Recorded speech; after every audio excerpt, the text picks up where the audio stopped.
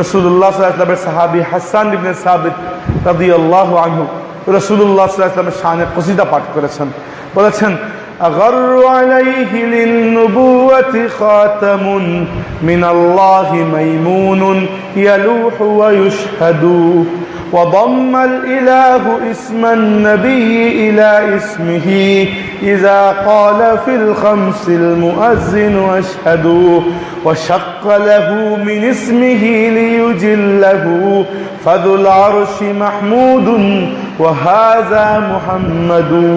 এটি হচ্ছে আল্লাহর নবী সাল্লাল্লাহু আলাইহি ওয়াসাল্লামের সাহাবীদের কসিদা। তাই আমরা কি করি, মিলাদ শরীফের তিলাওয়াত শেষ করার পরে আমরা একটু কসিদা পাঠ করি।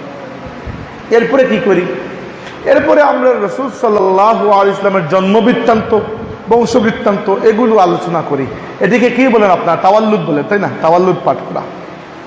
ওই তাওয়াল্লুদ নিয়ে অনেকটা কমেন্ট শোনা যায়।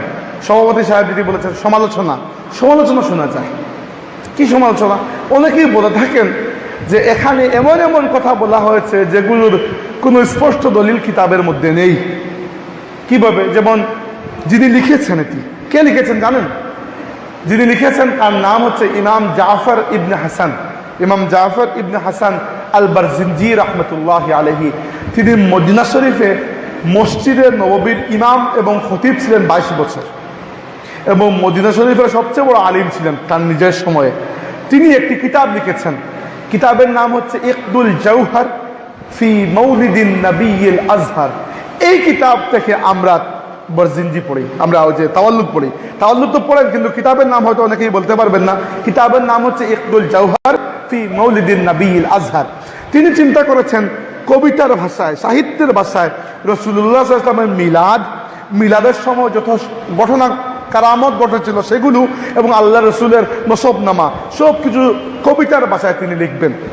এবার আপনি যখন সাহিত্যিক ভাষায় কিছু লিখবেন, সব কিছু তো আর প্রকৃত অর্থে আসবে না, কিছু রূপকর্তেও চলে আসে।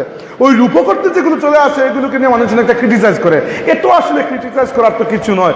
এবার আপনি এখানে ছবি দিয়েছেন, উদাহরণস্বরূপ এখানে নাই হয়তো, আচ্ছা ধরুন কাবা শরীফের এই যে ছবি দিয়েছেন, অনেকে মসজিদের ছবি। আমি বললাম এই মসজিদটা কোন জায়গার? আপনি বললেন মসজিদটা কোন জায়গা? না, আমি এমনি এঁকেছি সুন্দরের জন্য এটা মসজিদ। তো প্রত্যেকটা জিনিসের আমি তো আর আপনাকে দলিল দেখাতে পারবো না। এটা সাহিত্যবোধ, যার মধ্যে সাহিত্যবোধ নাই এরা কথা বলে এগুলো নিয়ে। যেমন উদাহরণস্বরূপ তিনি বলেছেন যে আল্লাহর নবীর আম্মা জান তখন যখন আল্লাহর নবীকে গর্ভে ধারণ করলেন তখন আসমান জমিন খুশি হয়ে গেল। এবার আমি আপনাকে কি দলিল দেখাবো যে আসমান জমিন কিভাবে খুশি হলো? অবশ্যই খুশি হয়েছে, তিনি লিখেছেন ইনশাআল্লাহ খুশি হয়েছে। আপনি চুপ করে থাকুন না, এই জায়গায় আপনাকে কি দলিল দেখাবো? এই নিয়ে মানুষ অনেকটা কমেন্ট করে।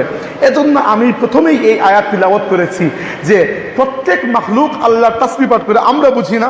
প্রত্যেক মাখলুক রাসূলুল্লাহ সাল্লাল্লাহু আলাইহি ওয়াসাল্লামের শানে সালাত পাঠ করে, সেটিও আমরা বুঝি না। আপনি যদি বুঝতে না পারেন তার মানে এই নয় যে এটি নেই। বুঝতে পেরেছেন?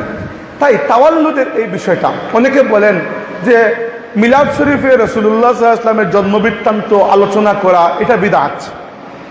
এটি কি বিদআত? কিভাবে বিদআত? তারা বলেন ইতিপূর্বে এরকম কেউ করেন নাই। কেউ করেছেন কিনা সেটি পরের বিষয়। আমি আপনাকে কোরআন শরীফ থেকে দেখিয়ে দিতে পারবো যে খুদ আল্লাহ রাব্বুল আলামিন কোরআন শরীফের মধ্যে নবীদের জন্মবৃত্তান্ত আলোচনা করেছেন। কোরআন শরীফের মধ্যে 3 জন নবীর কথা তো আমি নিজেই পেয়েছি, আরো বেশি থাকতে পারে। হযরত মুসা আলাইহিস সালামের জন্মবৃত্তান্ত আল্লাহ সূরা কাসাসের মধ্যে বর্ণনা করেছেন।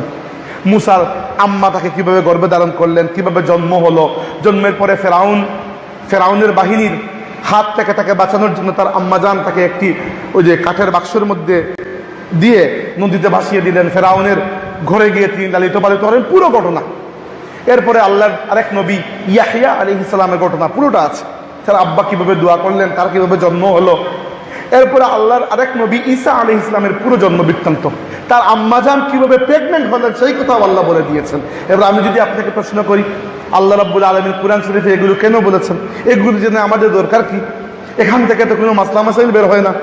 কারণ আল্লাহ চান আমরা তার নবীদেরকে মহব্বত করি, তার নবীদের জীবন সম্পর্কে জানি।